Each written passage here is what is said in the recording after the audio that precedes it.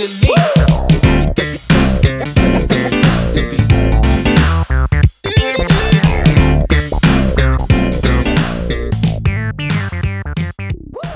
Hi and welcome back to the Citizen channel. That we're all staying safe and well. Another episode of I Didn't Know That, where we look at either a magazine or a special book, a special, or we just look at one of the programmes. And we're looking at one of the programmes today, City versus Brentford. The first game I actually missed at the Etihad. I was on my holidays for many, many years. But we got through without me, didn't we? Just about. Anyway, we'll have a look inside the programme. We'll check out some of the facts, any oddities within the hard copy memory of the game, and read a little excerpt. This week we've got Dr. Gary James. And we'll have a look at something that he found in the archives. So that'll be, we'll have a look at that before we go as well, but we'll talk about that. So this is it, the one with, of course, great cover. We'll talk about the cover in a minute. It did make me laugh, actually, the cover. What a great cover there.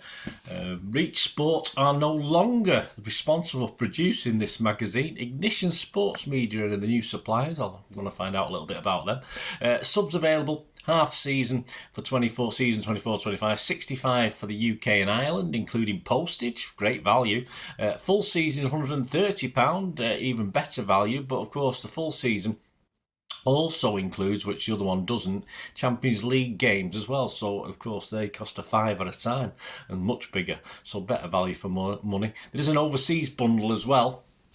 195 for all, plus the Champions League, and the first batch is sent out in December and the rest in May, so you get them in two batches. But cup games are quite separate to this, or domestic cup games are separate as well. But yeah, worth it, guys, if you like to collect the programmes. Right, before we talk about it, please, if you are new to the channel, you can support the channel in various ways. Of course, if you're not a subscriber, please press that subscribe button, press the bell notification on these vlogs are going out, everything City past, present. As long as I can keep going, I can keep this gob moving. It'll be absolutely fantastic to have you on board. Spread the word, guys, more importantly. And we do have memberships at the moment, so it's been wonderful if you can support me that way. 99p a month, if you can do that for me, that is wonderful. It helps me going forward, of course, produce all this City content that you hopefully you love and enjoy. I try and inform and entertain. A City magazine in vlogs, I call it. So it'd be great if you could become a member. And also, you will know you'll get access to my film and TV stuff as well. I do, of course, you can get that anyway, film and TV channel, but I do love my film and TV as well. So please check that out. Or if you know somebody who might be interested in that, give them a kick in my direction. I'll be extremely grateful for that as well. And your membership entitles you to early access to all my stuff. So a lot of the City history stuff, of course, you can get up to a year before I put it out on YouTube, or even longer. So immediate access. As soon as I've reviewed something, as soon as I've done this little vlog, as soon as I've edited it, you'll get access to it. So there you go, guys. So fill your boots for that one. Of course, you can help me by watching the ads as well. YouTube put ads on, and any links that could pop up and you're interested, you follow them. That helps me out as well. So tremendous. And simply just one way of helping me, of course, is just give us a like. That's wonderful. Right, let's get back to this programme. We'll talk about our sponsors, because you can sponsor the channel as well. That's another way of supporting me, of course. We'll talk about them before we go. P@6505, they have a little eBay shop, so we'll talk about them as well. If you like your movies and TV, posters and DVDs, stay tuned for that one. Right, the cover. Yes, I think I did laugh with my lad when I got the picture back over in Greece while I was there. They got the size of Johnny Stones wrong. I'm being a bit flippant, of course I am, for this one. Of course, that's certainly not Johnny Stones holding Gundo's hand, but there's a likeness, isn't there? So I thought they got the size of him wrong. I think it was a bit out of proportion. Of course, we get Gundo, Savvy and KDB also appearing in that one, and that was drawn by Dave Flanagan. So great stuff, Dave. For the programme. Onto the programme itself. Did you know? Well, about City, of course, a bit on Gundogan, kept his apartment in Manchester. He probably knew he was coming back, didn't he, on that one? Some of the lesser known names to leave City that I wouldn't have done a special on, of course, Lewis Fiorini. After 15 years with City, he's from Creighton and he's Scottish under-21 international. He, of course, was part of the teams that won the 2019-20 Youth Cup finals with City, and he left to join Stockport. Alex Robertson went to Cardiff, of course. He was part of the 2020 Youth Cup win as well. A full Australian international. Ben Knight, you remember him, one senior appearances, a sub in our Community Shield loss against Leicester. That was pretty poor. Another 2020 Youth Cup winners, of course. He's joined Real Murcia in Spain. And Maximo Peroni, of course, another one reasonably known. I think he played, didn't he, pre-season. He made his debut in our treble-winning season, playing at Bournemouth. He's an Argentinian under 20 at the moment, and he joined Italian club Como. I think the Serie A club, aren't they, Como? There you go. Sven, of course, there's a lovely piece on Sven, was the first City manager to do the double over United since Joe Mercer in 69-70. I think I remembered that, but I thought I'd throw that in because I might have forgot. And that new pink number, yes, worn for the Milan game, is described nicely in the programme, a little feature on it. It says, features a light straw-based colour with bold blue side panels and sleeves with subtle poppy pink detailing on the cuffs. I thought poppies were red. And panels. Intricate outlines of marine blue supersonic waves adorn the jersey, with Puma paying tribute to the colour palette from the iconic album cover. There you go. Here's me thinking it was just pink and blue. And, of course, it's a collection, this, isn't it? It's not just one shirt. It's an actual full collection. It includes track jacket and pants. It includes an overshirt, bomber jacket, tees, a polo, retro jersey, and a drill top. I'm a bit disappointed. No matching underpants and woolly socks. I think they missed a trick there for that one.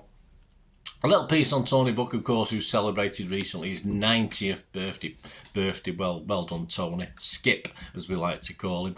Of course, he was assistant to Ron Saunders and hung up his boots aged 39. But he did admit that he regretted not playing longer. Flipping heck, Tony. I do remember him watching him with my lad at Main Road come out and warm up with the players. And my lad used to comment on just how fit he looked. So he's probably right. He probably could have played longer than 39. Of course, he was in charge. And I forget, or I tend to forget, he was in charge, of course, at the time of the Dennis Law back heel at Old Trafford. I sort of forget that at times. What about Brentford? Well, Thomas Frank has been with the Bees for 6 years. He never rose above amateur level as a player, but he's doing a pretty good job. Their best players or star players include someone called Jim Towers.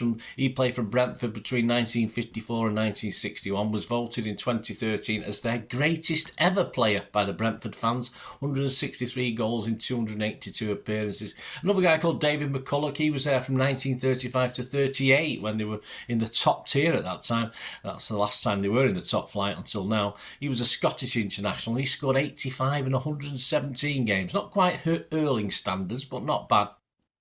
What about City and Brentford? Well, we've got the Gary James piece, that image. I'll talk about that in a minute. We'll have a look at that. That's taken at Brentford on the 3rd of April 1937, so we'll have more of that in a minute. The 6 degrees of separation obviously looks at links between City and Brentford, or sometimes a bit iffy, but they're there. This one starts with our own Rico Lewis on the England bench for the first time when Ivan Toney became the first Brentford player to score in a full international against Belgium, of course. That game saw Doku pick up his 20th cap for Belgium. Doku has made his debut against Brentford's West London rivals, Fulham, the club at which Brentford playing legend Terry Hurlock finished his career. So that's a bit of a dodgy link. Hurlock also played for Millwall, the team against which Ben Mee scored his first ever senior goal playing for Burnley in 2012. And of course, Mee scored in his home Bees debut in a 4-0 win over United in 2022, a game that also featured Brentford's own Rico. There you go, see the link there. Enrico Henry, who suffered a cruciate injury but is now close to a first team return. And of course, that Rico takes us back the full circle to our Rico Lewis. There you go. So a bit tentative at times, but yeah, it's there. Right, back to Gary James one moment in time. That's what I've got my old glasses on for. My new glasses, supposed to be the same strength, but I can't read for toffee with them. So we'll go back to these glasses and Gary James's One Moment in Time. In this new series, Gary James selects an image from the archives and talks of the stories behind the photo. Today's image is the rare black and white shot taken at the 3rd of April 1937 league game between City and Brentford, or Brentford v City, because it was at their place.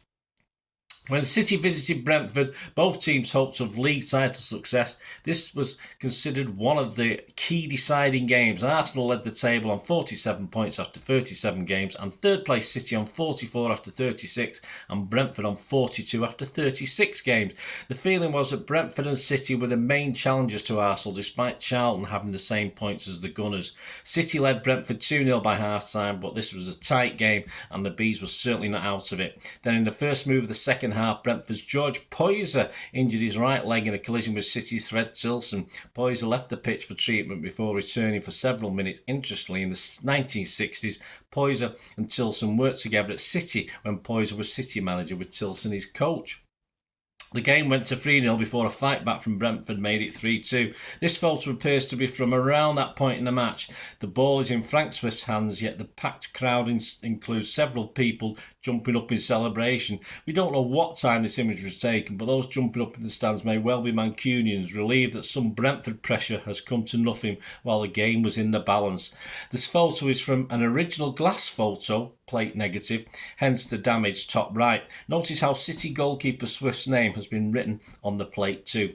Unfortunately, Poyser left the pitch for a final time, leaving his team with only 10 men. The one-man advantage led to domination from the Blues, and the game ended 6-2. The victory put pressure on Arsenal and Charlton by their seasons, and City had won the first. And City then went on to win their first league title. So a great season, 36, 37, 38, of course, 36, 37. Yeah, it wasn't so good in 37, 38. Check that out, guys. Find out what happened with that one if you don't know or you've not watched my vlogs on that. But my thanks to Dr. Gary James for that little look. That image, that little back in time. There you go, guys. Hope you enjoyed this. I didn't know that. I'll look inside City versus Brentford from the 14th of September 2024. I'll try and find some interesting facts and oddities. Hope it works, and join me for the next one. I think the next one after this, is it Milan? I think it's Milan. I've got a couple to do. Milan and, of course, Arsenal.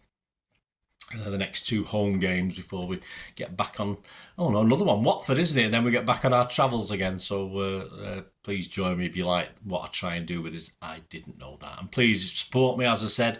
And I did, as I said at the start of the show, we do have sponsors, P6505. You check the link below, follow, paste it, copy it, go onto their shop on eBay. They do movie posters, if you like your movies and films, TV stars, film stars from the 1990s and 2000s, generally the posters, all available. If you watch my film and TV channel, I have 2 or 3 in the background of that show as well. So if you fancy anything on there, go onto their site. They do have DVDs, some foreign language classics, some Hollywood classics from back in time that are very hard to get hold of in the UK. Everything reasonably priced.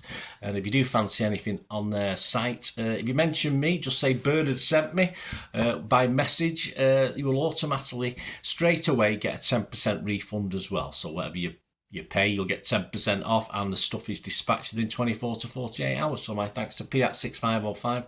Give them your support, guys, like they've supported me. That'd be absolutely wonderful. And support me through any of the ways I've already mentioned. That'd be, if you're still with me, that's supporting me as well. Sticking with me and listening to my ramblings. That's absolutely fantastic. I love you all for that. Until we meet again, only ever ask one thing, don't I? Please stay safe, everyone, especially you Blues. And simply till the next time, come on, City. Bye for now.